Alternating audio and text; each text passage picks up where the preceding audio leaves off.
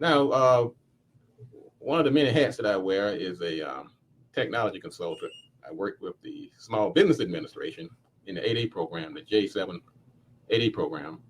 And in that role, I've been charged with the responsibility of helping businesses in the program stay on top of technology, either through social media, web presence, and things like that.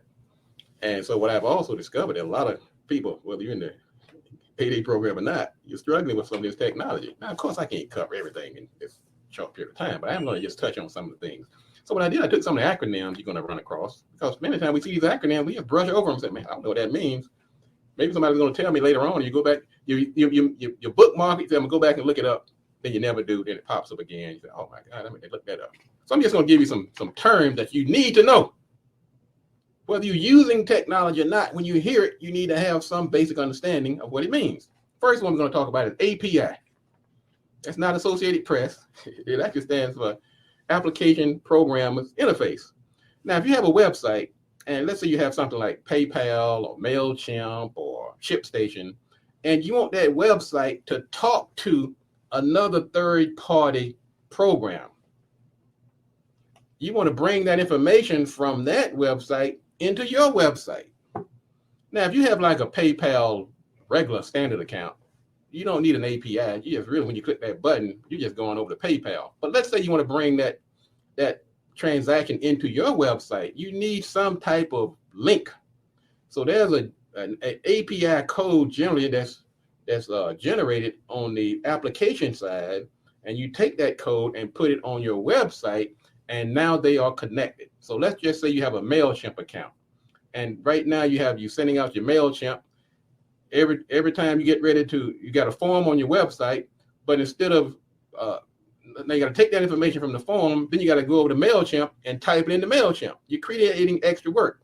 Through API, you create yourself a regular form. Let's say you have WordPress website. You do the contact form 7 and download the MailChimp app and use the API code that's generated on the MailChimp side, put that on your website. Now, every time somebody completes that form on your WordPress website, it automatically populates your MailChimp account as well. Cuts out a whole lot of work. So that's the first one, API. Second one I'm going to talk about today is CPC. CPC stands for cost per click. In this digital age, you're going to be buying some advertising. Well, at least you should be. You can't, that organic efforts are going to take you but so far. So you're going to have to at some point buy some advertising. So advertising is usually sold one of two ways, either CPC, which is cost per click. If you're doing Google advertising, you're paying for each click. You put some money in the account, and each time somebody clicks on that ad and comes to your website, Google charges you that predetermined rate. That's called CPC. Another acronym in that same realm is called CPM. CPM stands for cost per mille, M-I-L-L-E. And M-I-L-L-E is a Latin term for 1,000.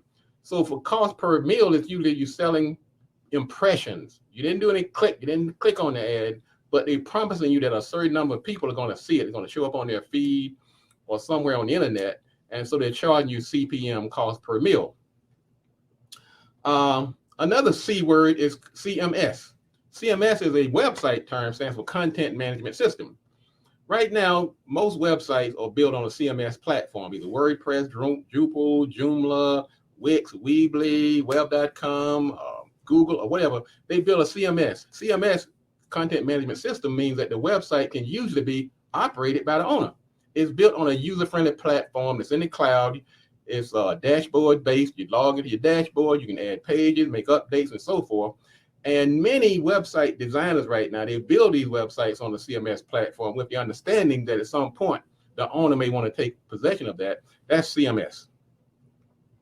Another word you may want to be familiar with, you've seen it, you know what it meant, is DCIM. It's an acronym.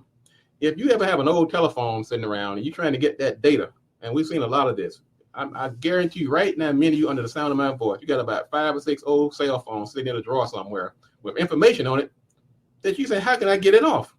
Well, what you want to do is take that old phone, plug in the cable that came with it. You may have to find the box that it came with. If not, you can go to Amazon or someplace and buy that cable, connect it to your phone, and plug it into your website and to your computer or laptop through the USB cable. And when it does, it's going to open up a folder just like it's an external drive. And in that, you're going to see a folder called DCIM. It stands for Data Center Infrastructure Management. And usually in that folder, you're going to find all those old pictures and videos that you was wondering how you're going to get off your phone into your computer. That's DCIM. Another term I want you to be familiar with is KPI. Stands for Key Performance Indicators. When you're doing social media, if you're doing Facebook, YouTube, whatever, they give you data. They give you insight. They give you statistics, analytics. And on social media, you want to make sure you're going in the right direction. See, every activity is not going to result in a sale. So what you want to do is make sure you're going in the right direction. And you do that by looking at KPIs. We call those indicators. If you're getting more tweets, you get more likes, you get more shares, more comments, more engagement. That means the indicators are saying that you are moving in the right direction. If they're going the wrong direction, you need to change course. Next word I want you to be familiar with is LTV, lifetime value. If you have built your business model on one-off sales, you're going to fail. So what you have to do is build into that model recurring service, recurring sales. We call that the lifetime value. So the lifetime value is how much money this customer is going to spend with you over a year. In general, I mean, it really means forever, but we just kind of round it off to a year. LTV, lifetime value, not LTD. That's Jeffrey Osborne. That's the group. People that look like Jeffrey Osborne. But LTV stands for lifetime value. Let's see. POP, POP. POP is not your dad. Well, POP may be your dad, but POP is also an email term, stands for point of protocol. It's called Post Office Protocol. It's an internet standard that defines an email server and the way to retrieve mail from it. Another is cousin called IMAP, Internet Message Access Protocol. Now, why do I bring that up? Because many of you get your cell phone, you get your iPhone, and you say, how can I bring this mail into my phone? Now, I'm not going to get in and give you instructions on how to do it, but what you can do, get on, usually the provider, let's say it was Google or GoDaddy or even my company, Gatewood, there's usually a help button. If you go to that help button inside your desktop, there's usually a download or a page that shows you how to configure the POP, the IMAP, the SMTP, to configure it for your phone. And if all else fails, call the line of the company that's selling you the internet services, and they can usually walk you through it. If you're trying to move large files around, you cannot move a file, generally about 15 to 20 megabytes is about the most you can send through email. It's not that you don't have enough room on your hard drive or the place where you're sending it may have ample space, but there's a pipeline that it has to go through.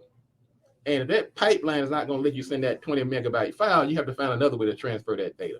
That's where you get into things like Dropbox and Google Drive. So if you're trying to send Gmail, you're trying to send somebody a video file that you created, and that thing is like a gigabyte, forget it. It's not going to go over the internet.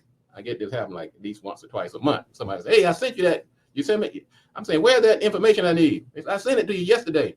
Well, they tried to send me this great big file, and the thing got bumped because it was too big. So, and we're also getting comments from the audience saying, you got to back up your password. Good idea. SEO, another term you need to be familiar with. You hear it all the time. SEO stands for Search Engine Optimization. If you have a website, that website needs to be friendly for Google. Google does not like your website if it's static and it's not optimized. So SEO simply means that your website needs to kind of at least have somewhat conformity with the algorithms of Google, because Google is the main search engine. So how do you do that? Well, first thing you want to do is, if you want to get the poor man, the quickest way to do it is start blogging. I know people say, hey, man, I don't want to blog. Most of your CMS platforms, going back to content management system, most of them now come with a blogging platform built in it. So if let's say if Gatewood built you this great website, you got all this, man, you say, I don't want to touch a thing. It's great. Don't touch a hair on it.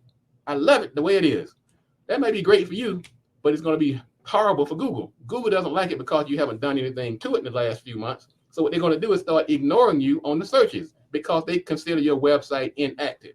So how do you fix that? You set yourself up a blog. Your blog can be anything. You can talk about new employees. You can talk about new products. You can talk about your own personal feelings on certain issues.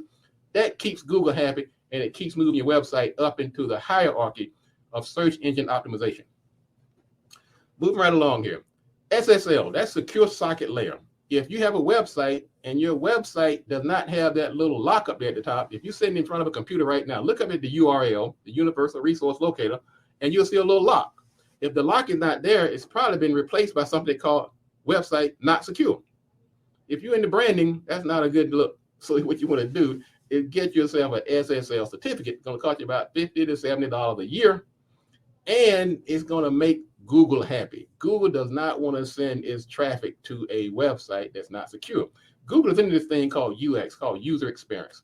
They want to make sure that their visitors, their people that they're working with, their everybody in the Google ecosystem, that they have a good Google experience. So they want to make sure that one thing, that website is secure.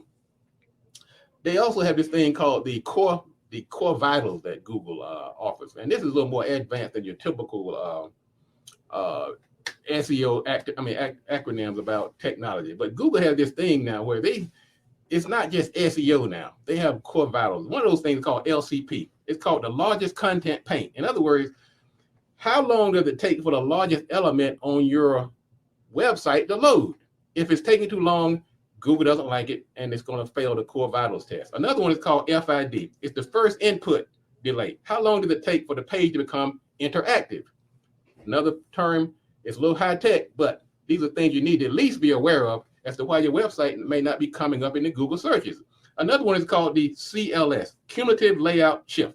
In other words, when you bring that website up, how long does it take for things to start moving around on the page? Google is taking all of these things into consideration when it's deciding who's to put at the top of the food chain in the search hierarchy. I know this sounds a little deep and a little like Gatewood. This is a little above my pay grade, but I'm telling you, you don't have to know exactly how it works, but you need to be aware of it. And that's what we're talking about today. Let's see. Hold one second here. Let me take this. Got this banner that's in previous show. So the last thing we're going to talk about, and this has to do with that process, the young lady who had the terrible experience on Zoom. Folks, like a gun, always assume that it's loaded, and Zoom, your camera, whether it's your phone, your desktop, your iPad, always assume that camera is on. If you're not sure about it, turn the camera around, go behind the camera, but you can't assume that these cameras are off. And we had a young lady down in Alabama. She's gonna have a rough life ahead of her because she was caught on camera doing something that was very intimate.